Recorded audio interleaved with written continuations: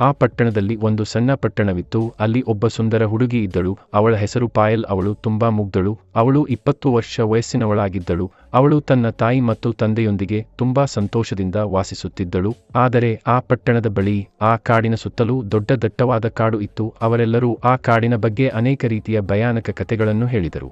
ಕಾಡು ದೆವ್ವಗಳ ಕಾಡು ಎಂದು ಅವರು ಹೇಳುತ್ತಾರೆ ಮತ್ತು ಅಲ್ಲಿ ಅನೇಕ ಭಯಾನಕ ಘಟನೆಗಳು ನಡೆದಿವೆ. ಆದ್ದರಿಂದ ಪಾಯಲ್ ಹೊರತುಪಡಿಸಿ ಯಾರೂ ಕಾಡಿಗೆ ಹೋಗುವುದಿಲ್ಲ. ಬಾಲ್ಯದಿಂದಲೂ ಅವಳು ಕಾಡುಗಳನ್ನು ತುಂಬಾ ಇಷ್ಟಪಡುತ್ತಾಳೆ.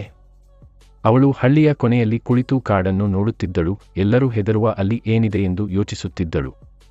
ಅಂತಿಮವಾಗಿ ಒಂದು ದಿನ ಅವಳು ಅಲ್ಲಿ ಏನಿದೆ ಎಂದು ತಿಳಿಯುವ ಹಂಬಲವನ್ನು ಹೊಂದಿದ್ದಾಳೆ. ಆದರೆ ಅವಳು ಯಾರಿಗೂ ಹೇಳದೆ ಮೌನವಾಗಿರುತ್ತಾಳೆ. ಮತ್ತು ಮರುದಿನ ಸೂರ್ಯ ಉದಯಿಸಿದಾಗ ನೀರಿನ ಬಾಟಲಿ, ಅವಳು ಸ್ವಲ್ಪ ಆಹಾರ ಮತ್ತು ಟಾರ್ಚ್ ತೆಗೆದುಕೊಂಡು ಕಾಡಿಗೆ ಹೊರಟಳು. ಕಾಡಿನ ಹತ್ತಿರ ಬಂದ ನಂತರ ಅವಳು ಆಳವಾಗಿ ಉಸಿರಾಡಿ ಕಾಡಿಗೆ ಕಾಲಿಟ್ಟಳು. ಪಾಯಲ್ಗೆ ಇದು ತುಂಬಾ ಸುಂದರವಾಗಿ ಕಾಣುತ್ತಿತ್ತು. ಅವಳು ಅದನ್ನು ನೋಡಿದಾಗ ಹಳ್ಳಿಯ ಎಲ್ಲರೂ ಈ ಕಾಡಿನ ಬಗ್ಗೆ ಸುಳ್ಳು ಹೇಳುತ್ತಿದ್ದಾರೆ ಎಂದು ಅವಳು ಭಾವಿಸಿದಳು. ಹಾಗೆ ನಡೆಯುವಾಗ ಅರ್ಧ ಗಂಟೆ ಕಳೆದು ಹೋಯಿತು. ಇದ್ದಕ್ಕಿದ್ದಂತೆ ಯಾರೋ ತನ್ನನ್ನು ಹಿಂದಿನಿಂದ ನೋಡುತ್ತಿದ್ದಾರೆ ಎಂದು ಪಾಯಲ್ ಭಾವಿಸಿದಳು. ಆದರೆ ಸ್ವಲ್ಪ ಸಮಯದ ನಂತರ ಯಾರೋ ತನ್ನ ಹಿಂದೆ ನಡೆಯುತ್ತಿರುವಂತೆ ಒಣಗಿದ ಎಲೆಗಳ ಶಬ್ದವನ್ನು ಕೇಳಿದಳು ಮತ್ತು ನಂತರ ಪಾಯಲ್ ಹಿಂತಿರುಗಿದಳು. ಅವಳ ಕಣ್ಣುಗಳ ಮುಂದೆ ಒಂದು ದೊಡ್ಡ ಗೊರಿಲ್ಲಾ ಕಾಣಿಸಿಕೊಂಡಿತು. ಗೊರಿಲ್ಲಾ 7 ಅಡಿ ಉದ್ದವಿತ್ತು. ಅದರ ಕಣ್ಣುಗಳಲ್ಲಿ ನಿಗೂಢ ಬೆಳಕು ಇತ್ತು ಮತ್ತು ಅದನ್ನು ನೋಡಿದಾಗ ಪಾಯಲ ಅವರ ಹೃದಯವು ಓಡಲು ಪ್ರಾರಂಭಿಸಿತು. ಪಾಯಲು ಆ ಸ್ಥಳದಿಂದ ತಪ್ಪಿಸಿಕೊಳ್ಳಲು ನಿಧಾನವಾಗಿ ಹಿಂದೆ ಸರಿಯಲು ಪ್ರಾರಂಭಿಸಿದನು. ಆದರೆ ನಂತರ ಗೊರಿಲ್ಲಾ ತನ್ನ ಉದ್ದನೆಯ ಕಾಲುಗಳು ಮತ್ತು ಇನ್ನಾವುದೋ ಮೂಲಕ ಅವಳ ದಾರಿಯನ್ನು ನಿರ್ಬಂಧಿಸಿತು. ಗೊರಿಲ್ಲಾಗೆ ತನ್ನ ಮೇಲೆ ದಾಳಿ ಮಾಡುವ ಉದ್ದೇಶವಿಲ್ಲ ಮತ್ತು ಗೊರಿಲ್ಲಾ ಅವನಿಗೆ ಏನನ್ನಾದರೂ ಹೇಳಲು ಬಯಸಿದೆ ಎಂದು ಪಾಯಲ್ ಅರಿತುಕೊಂಡಳು. ಅಷ್ಟರಲ್ಲಿ ಗೊರಿಲ್ಲಾ ಇದ್ದಕ್ಕಿದ್ದಂತೆ ದೊಡ್ಡ ಎಲೆಯೊಂದಿಗೆ ಪಾಯಲ ಕಡೆಗೆ ಬಂದಿತು. ಗೊರಿಲ್ಲಾ ತನ್ನ ಹಿಂದೆ ಬರುತ್ತಿದೆ ಎಂದು ಪಾಯಲ್ ಅರಿತುಕೊಂಡಳು. ಆದರೆ ಪಾಯಲ್ ಭಯಭೀತಳಾಗಿದ್ದಾಳೆ. ಆದರೆ ಅಲ್ಲಿ ಏನಾಗುತ್ತದೆ ಎಂದು ತಿಳಿಯಲು ಉತ್ಸುಕಳಾಗಿದ್ದಾಳೆ. ಪಾಯಲ್ ಗೊರಿಲ್ಲಾದೊಂದಿಗೆ ಹೋಗುತ್ತಾಳೆ. ಗೊರಿಲ್ಲಾ ಅವಳನ್ನು ಗುಹೆಗೆ ಕರೆದೊಯ್ಯುತ್ತದೆ ಮತ್ತು ಒಳಗೆ ಹೋಗಲು ಸನ್ನೆ ಮಾಡುತ್ತದೆ. ಪಾಯಲ್ ಭಯಭೀತಳಾಗಿ ಗುಹೆಯೊಳಗೆ ನೋಡುತ್ತಾಳೆ. ಅವಳು ಪ್ರಕಾಶಮಾನವಾದದ್ದನ್ನು ನೋಡಿ ಒಳಗೆ ಹೋಗುತ್ತಾಳೆ. ಅಲ್ಲಿ ಅವಳು ಹೊಳೆಯುವ ಹಾರ ಮತ್ತು ಹಳೆಯ ಡೈರಿಯನ್ನು ನೋಡುತ್ತಾಳೆ. ಅವಳು ಅದನ್ನು ಎತ್ತಿಕೊಂಡು ಓದುತ್ತಾಳೆ. ಅವಳು ಒಂದು ಪುಟವನ್ನು ಓದಲು ಪ್ರಾರಂಭಿಸಿದಾಗ ಯಾರೋ ಅವಳನ್ನು ಹಿಂದಿನಿಂದ ತಳ್ಳಿ ಹಿಂತಿರುಗಿ ನೋಡಿದಂತೆ ಭಾಸವಾಯಿತು. ಗುಹೆಯ ಹೊರಗೆ ಯಾರೂ ಇಲ್ಲ. ಗೊರಿಲ್ಲಾ ಏನನ್ನೋ ಕಳೆದುಕೊಂಡಂತೆ ದುಃಖಿತನಾಗಿ ಕಾಣುತ್ತಾನೆ. ಪಾಯಲ್ ಡೈರಿಯನ್ನು ಓದುವುದನ್ನು ಮುಂದುವರಿಸುತ್ತಾನೆ. ಆದರೆ ವಿಷಯಗಳು ತುಂಬಾ ವಿಚಿತ್ರವಾಗಿವೆ. ಒಬ್ಬ ಮನುಷ್ಯನು ಗೊರಿಲ್ಲಾದ ಮುಂದೆ ಇದ್ದಾನೆ. ಶಾಪದಿಂದಾಗಿ ಮನುಷ್ಯನು ಗೊರಿಲ್ಲಾವಾಗಿ ಬದಲಾಗುತ್ತಾನೆ. ಮುಗ್ಧ ವ್ಯಕ್ತಿಯು ಗೊರಿಲ್ಲಾಗೆ ಯಾವುದೇ ಇಲ್ಲದೆ ಸಹಾಯ ಮಾಡಲು ಸಾಧ್ಯವಾದರೆ ಇದೆಲ್ಲವನ್ನು ಓದಿದ ನಂತರ ಪಾಯಲ್ ಆಘಾತಕ್ಕೊಳಗಾಗಿದ್ದಳು. ಇದೆಲ್ಲವೂ ನಿಜವೇ ಅಥವಾ ನನ್ನ ಸಹಾಯ ನಿಜವಾಗಿಯೂ ಅಗತ್ಯವಿದೆಯೇ ಅಥವಾ ನಾನು ಏನಾದರೂ ಅಪಾಯದಲ್ಲಿದ್ದೇನೆಯೇ ಎಂದು ಆಶ್ಚರ್ಯಪಟ್ಟಳು. ಅವಳು ಗೊರಿಲ್ಲಾವನ್ನು ನೋಡಿದಳು ಮತ್ತು ಗೊರಿಲ್ಲಾ ಅವಳನ್ನು ಹತಾಶವಾಗಿ ನೋಡುತ್ತಿದೆ ಎಂದು ತೋರಿತು. ಆದರೆ ಅವಳು ಧೈರ್ಯವನ್ನು ಪಡೆದುಕೊಂಡಳು ಮತ್ತು ಮತ್ತೆ ಡೈರಿಯನ್ನು ಓದಲು ಪ್ರಾರಂಭಿಸಿದಳು. ಶಾಪವನ್ನು ಮುರಿಯಲು ಒಂದು ಮಾರ್ಗವಿತ್ತು, ಆದರೆ ಅದು ಸ್ಪಷ್ಟವಾಗಿರಲಿಲ್ಲ. ಅದರಲ್ಲಿ ಒಂದು ಮಂತ್ರವೂ ಇತ್ತು ಮತ್ತು ವಿಶೇಷ ದಿನದ ಉಲ್ಲೇಖವೂ ಇತ್ತು. ಅವಳಿಗೆ ಏನೂ ಅರ್ಥವಾಗಲಿಲ್ಲ. ಏನೋ ಸನ್ನೆ ಮಾಡಿ ಅವಳನ್ನು ಕಾಡಿನ ಒಳಗೆ ಕರೆದೊಯ್ಯುತ್ತದೆ. ಆದರೆ ಪಾಯಲ್ ಗೊರಿಲ್ಲಾ ನಡೆಯುವಾಗ ಹೆದರುತ್ತಿರುವುದನ್ನು ಗಮನಿಸುತ್ತಾಳೆ. ಅವಳು ಅದನ್ನು ನೋಡಿ ಮಂತ್ರಮುಗ್ಧಳಾದಾಗ ಅವರು ಸರೋವರವನ್ನು ತಲುಪಿದರು. ಸರೋವರವು ಶಾಂತವಾಗಿತ್ತು. ಗೊರಿಲ್ಲಾ ಅವಳನ್ನು ನೀರಿನಲ್ಲಿ ನೋಡುವಂತೆ ಸನ್ನೆ ಮಾಡಿತು. ಪಾಯಲ್ ನೀರಿನತ್ತ ನೋಡಿದಳು. ಅದರಲ್ಲಿ ಅವಳ ಪ್ರತಿಬಿಂಬವು ತುಂಬಾ ವಿಚಿತ್ರವಾಗಿ ಕಾಣುತ್ತಿತ್ತು. ಒಳಗಿನಿಂದ ಯಾವುದೋ ಶಕ್ತಿ ಅವಳನ್ನು ಹಿಡಿದಿದೆ ಎಂದು ಅವಳು ಭಾವಿಸಿದಳು. ಅವಳು ಹೆದರಿ ಹಿಂದೆ ಸರಿದಳು. ನಂತರ ಗೊರಿಲ್ಲಾ ಅವಳ ಕೈಯನ್ನು ಹಿಡಿದು ಸರೋವರಕ್ಕೆ ಹೆದರಬೇಡಿ ಎಂದು ಹೇಳಿತು. ಗಂಭೀರವಾದ ಧ್ವನಿ ಬರುತ್ತದೆ, ನೀವು ಬಯಸಿದರೆ ಈ ಗೊರಿಲ್ಲಾಗೆ ಸಹಾಯ ಮಾಡಲು ನೀವು ನಿಮ್ಮಲ್ಲಿರುವ ಅತ್ಯಮೂಲ್ಯವಾದ ವಸ್ತುವನ್ನು ತ್ಯಾಗ ಮಾಡಬೇಕಾಗುತ್ತದೆ. ಅವಳು ಆಘಾತಕ್ಕೊಳಗಾಗಿದ್ದಾಳೆಂದು ಕೇಳಿದಾಗ ಅವಳು ಗೊರಿಲ್ಲಾಗೆ ಮುಗ್ಧವಾಗಿ ಸಹಾಯ ಮಾಡಬೇಕೇ ಅಥವಾ ಅವಳು ಅಪಾಯಕ್ಕೆ ಸಿಲುಕಲಿದ್ದಾಳೆಯೇ ಎಂದು ಅವಳಿಗೆ ಅರ್ಥವಾಗಲಿಲ್ಲ. ಅಷ್ಟರಲ್ಲಿ ಅವಳು ಸರೋವರದಿಂದ ಮತ್ತೊಂದು ಶಬ್ದವನ್ನು ಕೇಳಿದಳು. ತ್ವರಿತವಾಗಿ ನಿರ್ಧಾರ ತೆಗೆದುಕೊಳ್ಳಿ, ನಿಮಗೆ ಹೆಚ್ಚು ಸಮಯವಿಲ್ಲ. ಗೊರಿಲ್ಲಾವನ್ನು ನೋಡಿ ಅವಳು ಸಹಾಯವನ್ನು ಹುಡುಕುತ್ತಿರುವಂತೆ ತೋರುತ್ತದೆ. ಈಗ ಅವಳಿಗೆ 2 ಆಯ್ಕೆಗಳಿವೆ. ಗೊರಿಲ್ಲಾಗೆ ಸಹಾಯ ಮಾಡಿ. ಅವಳು ಏನು ಮಾಡಲು ನಿರ್ಧರಿಸುತ್ತಾಳೆ ಅಥವಾ ರಹಸ್ಯವನ್ನು ತಿಳಿದುಕೊಳ್ಳುತ್ತಾಳೆ ಅಥವಾ ಅವಳ ಜೀವವನ್ನು ಉಳಿಸಲು ಅಲ್ಲಿಂದ ಓಡಿಹೋಗುತ್ತಾಳೆ ಎಂದು ನೀವು ಭಾವಿಸುತ್ತೀರಿ? ಇಲ್ಲಿ ಕಾಮೆಂಟ್ ಮಾಡಿ. ಈ ಗೊರಿಲ್ಲಾ ಅವಳನ್ನು ನೋವು ಮತ್ತು ಹಂಬಲದಿಂದ ನೋಡುತ್ತದೆ. ಮತ್ತೆ ಸರೋವರದಿಂದ ಅದೇ ಸಂದೇಶವೆಂದರೆ ತ್ವರಿತ ನಿರ್ಧಾರ ತೆಗೆದುಕೊಳ್ಳುವುದು.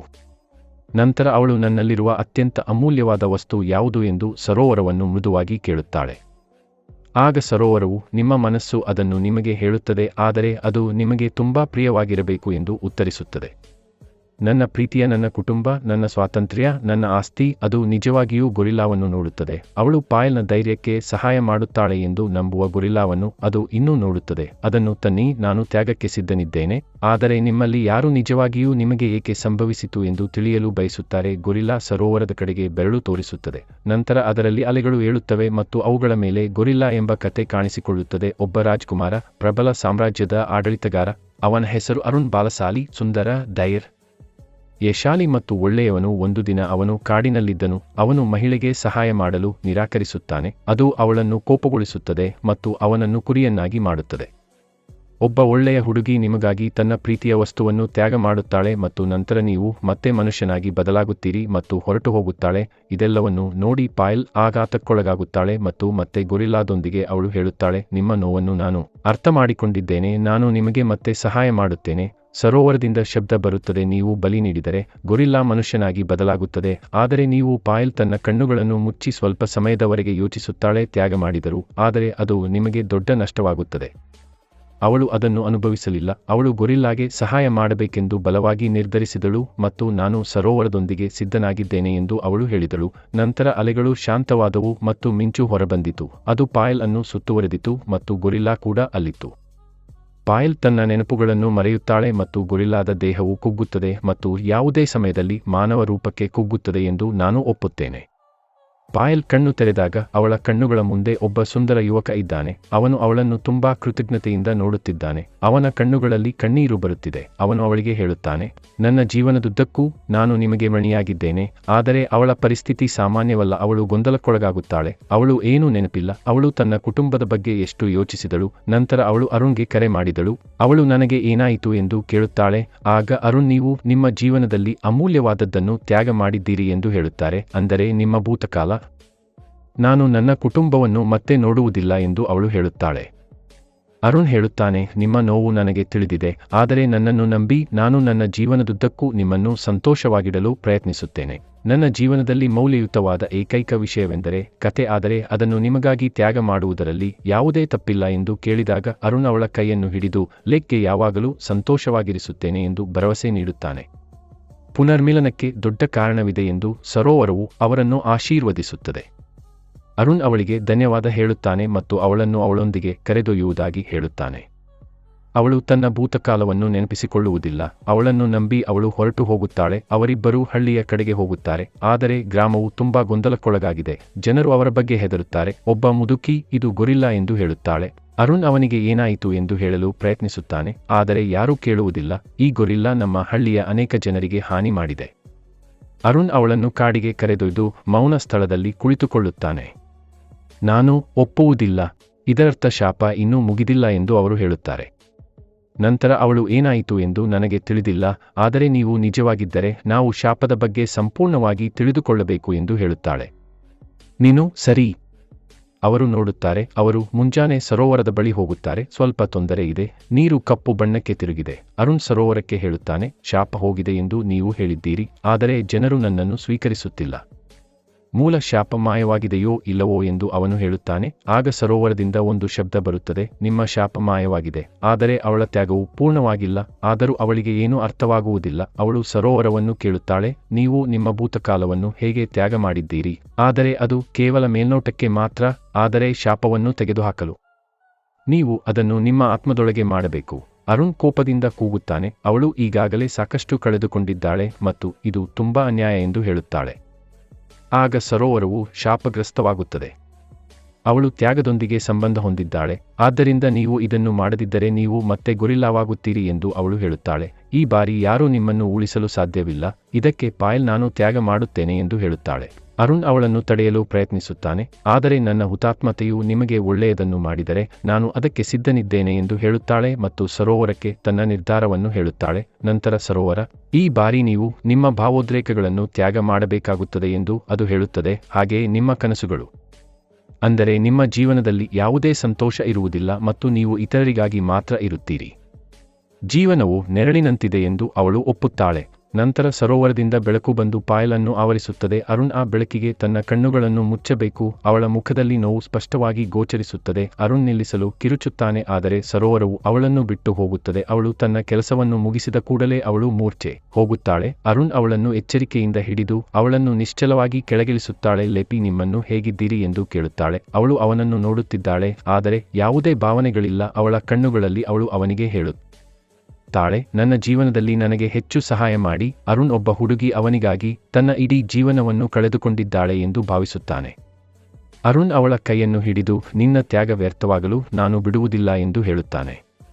ಅವಳು ಅದನ್ನು ಹೇಳುವುದಿಲ್ಲ ಮತ್ತು ಅವಳು ನಿಜವಾದ ಮನುಷ್ಯನ ಬದಲು ಗೊಂಬೆಯಂತೆ ಮೌನವಾಗಿರುತ್ತಾಳೆ. ನಂತರ, ನನ್ನಿಂದಾಗಿ ನಿಮ್ಮ ಜೀವನವು ಈ ರೀತಿ ಬದಲಾಗಿದೆ ಎಂದು ಅರುಣ್ ದುಃಖಿತನಾಗುತ್ತಾನೆ ಮತ್ತು ನನಗೆ ಈಗ ಯಾವುದೇ ಆಸೆಗಳಿಲ್ಲ ಎಂದು ಅವಳು ಹೇಳುತ್ತಾಳೆ. ನಿಮಗೆ ಸಹಾಯ ಮಾಡುವುದು ನನ್ನ ಜೀವನದ ಗುರಿಯಾಗಿದೆ, ಅರುಣ್ ಹೇಳುತ್ತಾರೆ. ಅವನು ಸರೋವರದ ಮೇಲೆ ಕೋಪದಿಂದ ಕೂಗುತ್ತಾನೆ, ನಾನು ತಪ್ಪು ಮಾಡಿದ್ದೇನೆ, ನನಗೆ ಶಿಕ್ಷೆಯಾಗಿದೆ.